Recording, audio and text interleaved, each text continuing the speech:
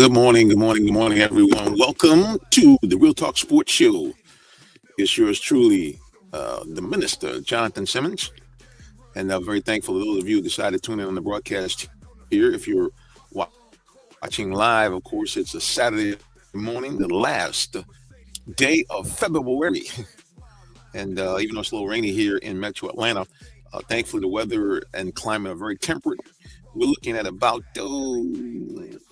mid to high 60s today, and possibly tomorrow going as high as the 70s. So we're thankful. I know we kind of fucks the painty Phil, whatever the groundhog is that said we're going to have a long winter or more days of winter. I don't care. I'm excited that right now we got some warm weather cooking here because, like I said, the older I get, the more my joints and my bones like warm weather. So again, we are appreciative, and we're thanking the Lord for helping us out with the weather.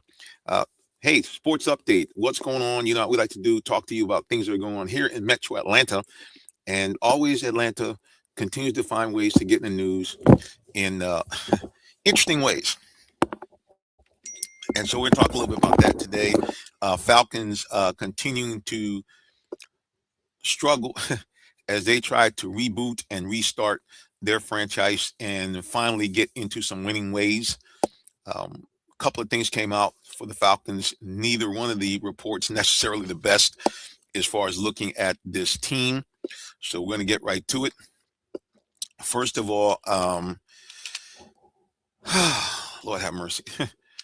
Falcons just hired an assistant coach for the defensive line. Highly touted young man out of University of Michigan. That's where he had applied his trade initially. LaTroy Lewis. I'm gonna read you the headlines from ESPN. It says Falcons assistant LaTroy Lewis fired amid sexual assault allegations. Now I gotta get my glasses on here so I can read this. So bear with me, folks. Let's go ahead and grab my glasses so I can see better these headlines. I gotta find them here. I know they're here somewhere. Oh, here we go. Here's my spectacles right now. Let's go ahead and read this here. It says Atlanta Falcons dismissed LaTroy Lewis from his role as assistant defensive line coach Friday after sexual assault allegations surfaced against him, the team announced. The Ann Arbor Police Department confirmed Friday to ESPN that is currently investigating allegations of a sexual assault against Lewis. This according to spokesperson Chris Page. It said that Ann Arbor PD was just recently made aware, put a pin in that, of the woman's allegations, which stemmed from a December 6, 2024 incident while Lewis was still on the Michigan football staff. Okay, first of all, we don't want to be in any way besmirch or take away from the seriousness of these allegations. I am what they call today a girl dad. I have a daughter who's 47 years old. And so certainly, that would be a problem if in fact we had a situation where my daughter had been, assaulted by, a coach or anybody for that matter. The thing, I guess, that's always troubling about these things is that, okay, we're now in February of 2026. And this alleged assault happened in July of 2024. So a couple of questions that I have here in this situation. I'm going to read some of the comments from the lady's attorney. And this is what it says. It says she told ESPN that her client filed an incident report with the Ann Arbor PD and applied for protective order against Lewis earlier this week.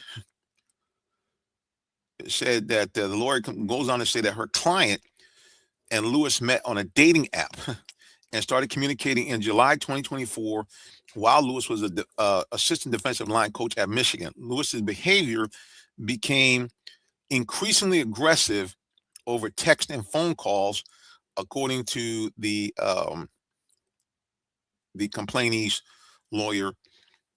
It said two met in person at the first time at Weber's Hotel in Ann Arbor in December 2024, where Truslowski, and that's the lawyer, said Lewis was supposed to give back goods her client had given him, according to the attorney.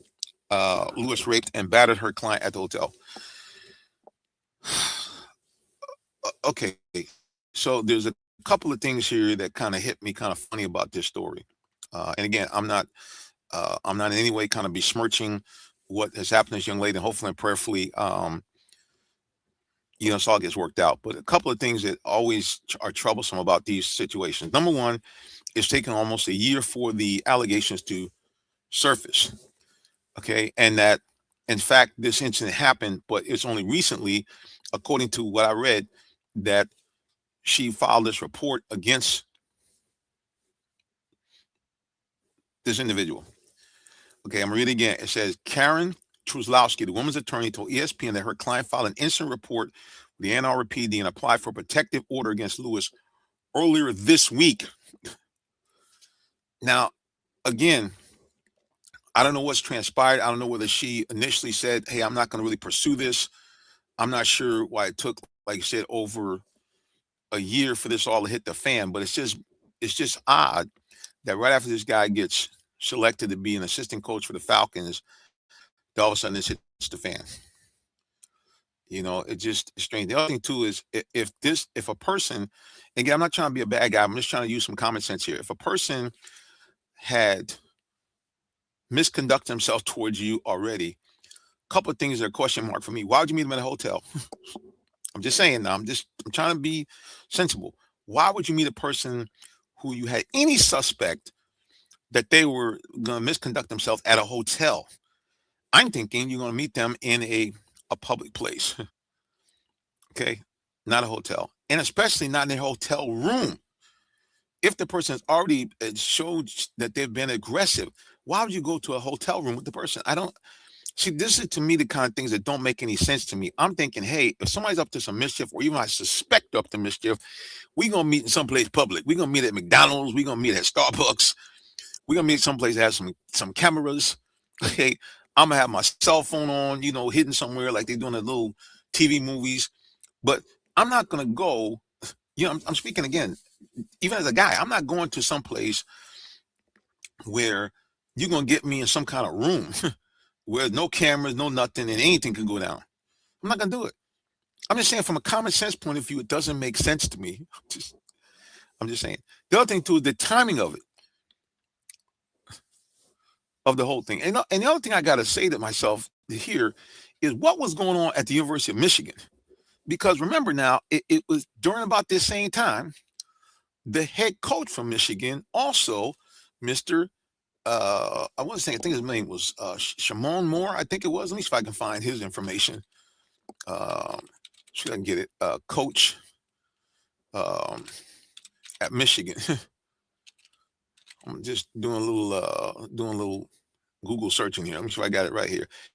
Yeah, Sharon Moore. Okay, he was the head coach at Michigan during the same time, and what was going on? And so I got to tell you something, guys. So you see here, I'm a brown skinned man. I got melanin in my skin, and when I see this kind of stuff that happens, I can only say two things. Number one, never for the grace of God go I, because we all have sinned and fallen short of the glory of God, and we all can be tempted beyond measure and do something dumb. And if you don't believe me, folks, this is how life works. As a human being, all you have to do is have the right or wrong sequence of events, and you can go to the left or to the right. You can do something really good or do something really bad. All it takes is just a couple of events to kind of all synchronize themselves, and bam, you got a situation. So I guess, again, my question is, what were these guys thinking?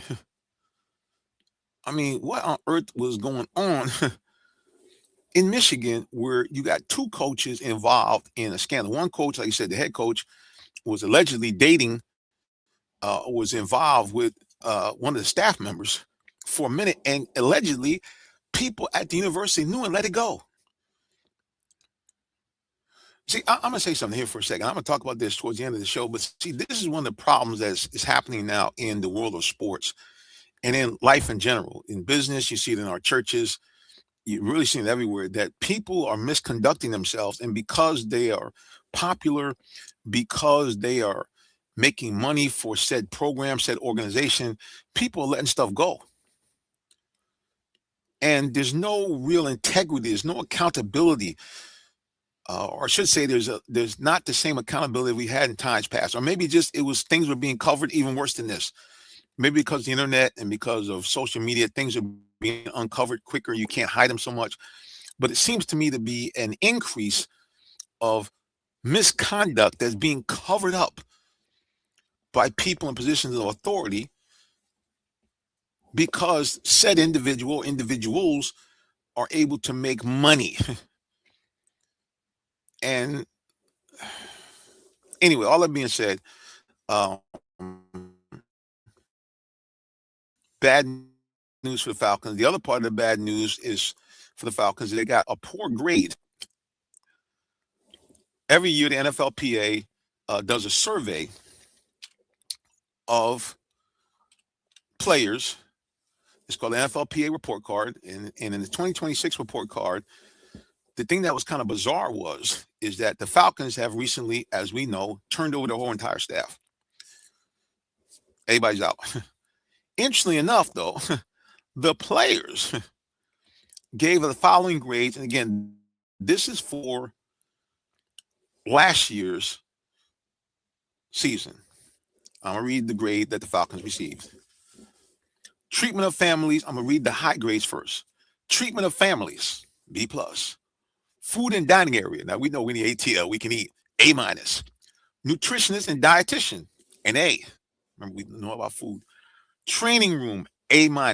Falcons just recently had revamped their whole facility a couple of years ago after getting actually some bad grades by this NFLPA survey. Weight room, A. Strength coaches, A. Now, here's defensive coordinator. We all know about him, Jeff Albrecht. Falcons set a record for sacks for a Falcons team. He gets an A.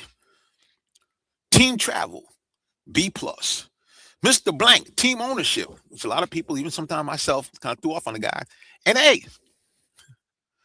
Now, here's where it gets kind of goofy. Remember now, they got rid of the entire coaching staff for the most part, except for Jeff Ulbrich, who got an A.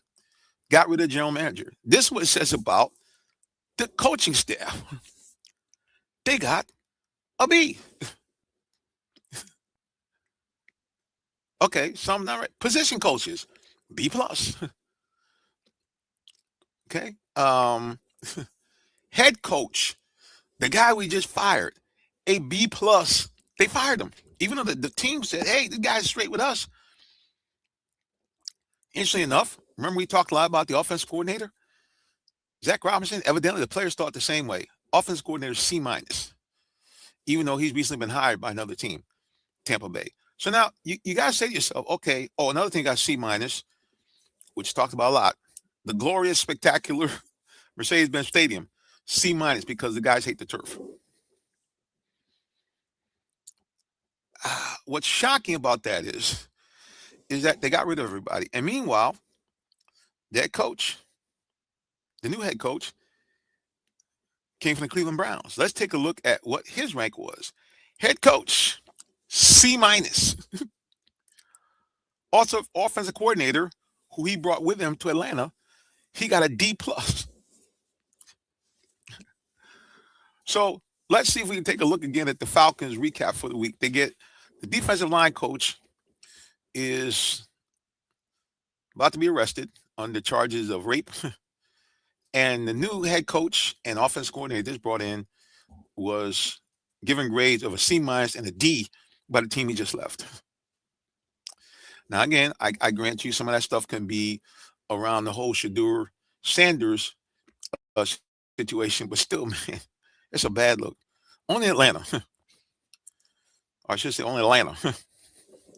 Anyway, we're going to take a little break here because, as you can see here, I'm in the offices of Allen Vigil Ford and Lincoln. I'm in the commercial sales department where I work, and want to give a big shout out to Allen Vigil Ford. And as a matter of fact, if you guys need a car, well, listen to the commercial. We'll be right back. Looking for a vehicle? Come to Allen Vigil Ford Lincoln in Morrow, Georgia. We're a family-owned dealership that's been serving the Atlanta area for over 40 years, offering an unbeatable selection of new Fords, Lincolns, and pre-owned vehicles. Enjoy our exceptional customer service and great financing options tailored just for you. Visit us at 6790 Mount Zion Boulevard in Morrow, Georgia, located just 20 minutes from downtown Atlanta. Call us at 678-364-3979 or visit online at allenvigilford.net. Congratulations. What do you think? Is it worth the wait, buddy? I love it. I can't wait to get on the road with it. Listen, man, thank you very much, and congratulations to you. Appreciate your business. Thank you, Jonathan. Appreciate your business. Thank you, Ron. Congratulations, Amici, on your new F-250 that you got from us. How was the experience here at Allen Vigil Ford? Thank you so much, Jonathan, man. I appreciate everything you did for me, man. This is awesome right here. And you did, I mean,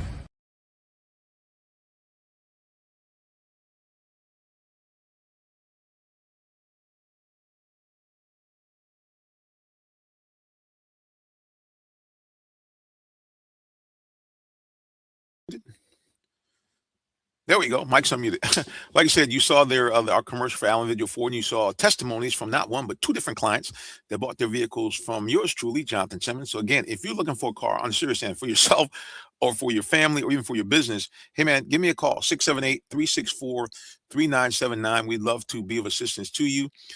We have a plethora of vehicles here on the ground, brand new Fords, brand new Lincolns, and we have a bunch of pre-owned vehicles as well of every make and model. So again, there it is on the screen for those of you watching it right there, 678-364-3979. Hit me up, and we would love to take care of you or your familia, whatever their automobile needs might be.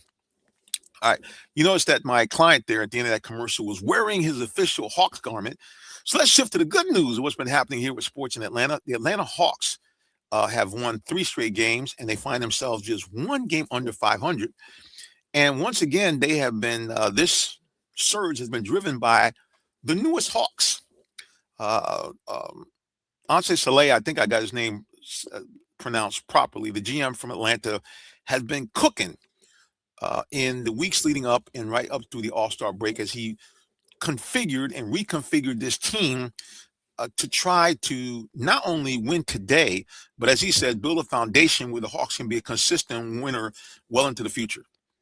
And he's really made some great strides. Now, one of the things that the Hawks, this is almost like deja vu all over again. The last time the Hawks made a run and were relevant, what they did was they brought in a guy who had been part of the general manager executive team for the Golden State Warriors right in the midst of their championship run, Travis Slink. And he brought Slink in, he made some moves, and the Hawks suddenly were playoff contenders and really an exciting team to watch. And like I said, got Atlanta back on the map. Eventually they drafted Trae Young, and Trae took them to the NBA playoffs in his second or third year with the team. And then, of course, things kind of went off the rails. So they brought in Mr. Anse Saleh, again, from Golden State. And like I say, again, this year, this guy has worked his magic. He's brought in multiple players that were languishing on the bench of their teams that he got them from, and then immediately came in here and made an impact here in Atlanta. And the guy that's made a humongous impact these last 2 games is the guy he just brought in from Golden State. And I'm talking about the one and only, my namesake, Jonathan Kuminga. Kuminga came in his first game here with Atlanta. He was must-see TV. For those of you, again, watching, you can see his stat line up there. His first game in Atlanta, 27 points, 7 rebounds, 4 assists, 9 of 12 from the floor, including some ferocious dunks. As you can see by that big smile on his face, that's the other thing social media has been talking about. The guy has been a grin festival since he's been here. And one of his former teammates just tweeted out, all in caps, freedom. And that's basically what's happened. The Hawks have taken a guy that was kind of languishing on the bench for Golden State, and he has come in here and he has been, like I said, again, must-see TV. And again, it's very short, small sample size, and against an inferior team like the Washington Wizards. But clearly, Saleh has gotten a guy in that is really a steal. Because here's the thing, we look at this and we're thinking, I just mentioned, hey, languishing on the bench. But at the end of the day, I went back and did some back checking on Mr. Kuminga and find out this guy is no amateur. All right. First of all, he was a top 10 pick when he was picked up by the Warriors. Second of all, even though he's only 23 years old, he's been in the league for like 5 years. Okay. And he had 2 back-to-back years where he really put up some significant numbers. Let me go ahead and do a deep dive here for you a second here. Look at his stats when he was playing for the Golden State Warriors, and it looked like he was going to take the next step. I don't know if he was necessarily replacing Draymond Green, but certainly a guy that would be the heir apparent once Green finally retired. Like I said, I'd never heard of the guy. I really did not. I mean, he just wasn't on my radar. But I'm gonna let you read something here. I'm gonna read something for you. Okay, his first 2 years, nothing too much to be excited about. 19 and 20 years old. He averaged 9.3 points a game in his first year and only got it up a tick to 9.9 points a game in year number 2. But in the 2023-2024 season, he got on the map. Now, in 74 games, this is not a short sample size, and 46 starts, we had a situation that this guy averaged 16.1 points a game, and in his next year, 15.3 points a game. Now, his following year, kind of tapered off his numbers a little bit. He dropped down to 13 points a game. But so here's a guy that for the Golden State Warriors was in the teens year after year. So the Hawks got themselves a steal. And remember, I told you guys, he's only 23 years old. So this guy's going to be a huge factor for the Hawks going forward. So, yeah, just keep your eyes on what this Hawks team is doing. Another guy they picked up, languishing on the bench, part of the trade for Trae Young for the Washington Wizards. If you remember, everybody knows about the fact they got C.J. McCollum, who's been balling out. Guys, really, if he played the whole year for the Hawks, he'd probably be a candidate for Sixth Man of the Year. But the unknown or unsung hero that was Corey Kispert. Now, like, who? Corey Kispert? Well, just the other night, he had his all-time high as a player in the NBA, 33 points the other night, again, against a bad Wizard team, but still, 33 points, 7 3-pointers. I tell you, by watching this guy, he looks like Cal Covert 2.0. Big, thick, 6'8", about 225 pounds, not the fastest guy in the world, but he's got that quick trigger and can catch and shoot the three-pointers amongst the best of them. So the Hawks really are building a team that I think is going to be a team that could be a serious contender in the East. Now, I still think they're a little light in the backside. They don't really have a real true center or rim protector. And, you know, sometimes you get in the postseason when the game slows down a little bit, you need that. But overall, if this team can coalesce on the fact they have a young core, Jalen Johnson young, Dyson Daniels young, Onyeka Okongwu young, maybe Mr. Alicia Shea, the number 1 overall pick a couple of years ago, he might kind of pan out right now. He doesn't look so good, but again, he's young. He needs to get a little bulk, I think. But they have a young nucleus that they can build upon and allow this team to be a continual contender in the East and possibly, like I say again, all it takes is for things to kind of click the right way and the right time, be a contender for an NBA championship. And you was thinking, nah, man, look at the guys like that they have over there with SGA. We got SGA's cousin, Nickeil Alexander-Walker, and he's averaging about 18 points a game, or very close to it for the Hawks. So again, this Hawks team, man, is well balanced. Let's go to social media and take a peek at what's cooking out there. Well, we got somebody making fun of me. We got Mr. Camden Teddy saying blah, blah, blah, blah. Wait a minute, brother. You can come and do your own podcast. I really don't care. At the end of the day, we thank you just for watching. And we thank you, Mr. Kefir Khan, if he's still on number 2. I'm not sure where he's from. Oh, he's trying to give me a proper spelling of maybe Saleh's name, the GM for the Hawks. I'm not sure. But anyway, like I say again, guys, we just appreciate what's going on here in Atlanta. And I think the Hawks are slowly but surely building themselves into a team that can really be not only a fun team to watch, I mean, because everybody wants to go and be entertained. And speaking of that, just let me digress for a second before I wrap it up with the Hawks. The Hawks are a very interesting team. Their main PR guy is a guy by the name of Steve Koonin, and he was a a young wonderkind with both Pepsi and other organizations as far as marketing. He put together some memorable marketing campaigns in the 90s.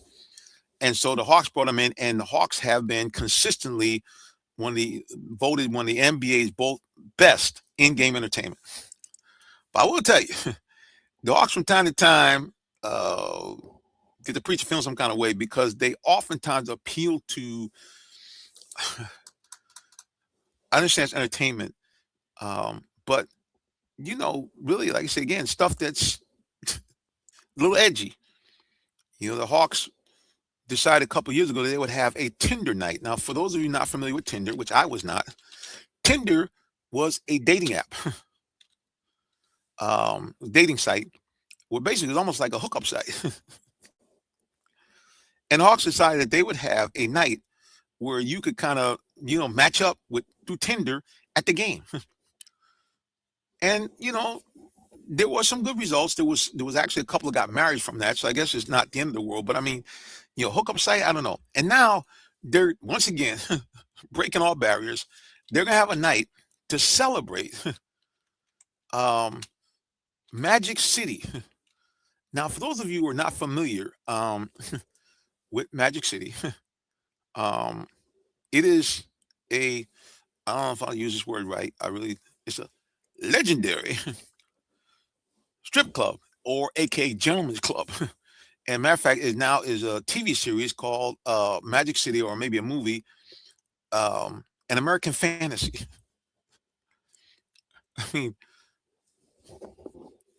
and they say that's part of the culture.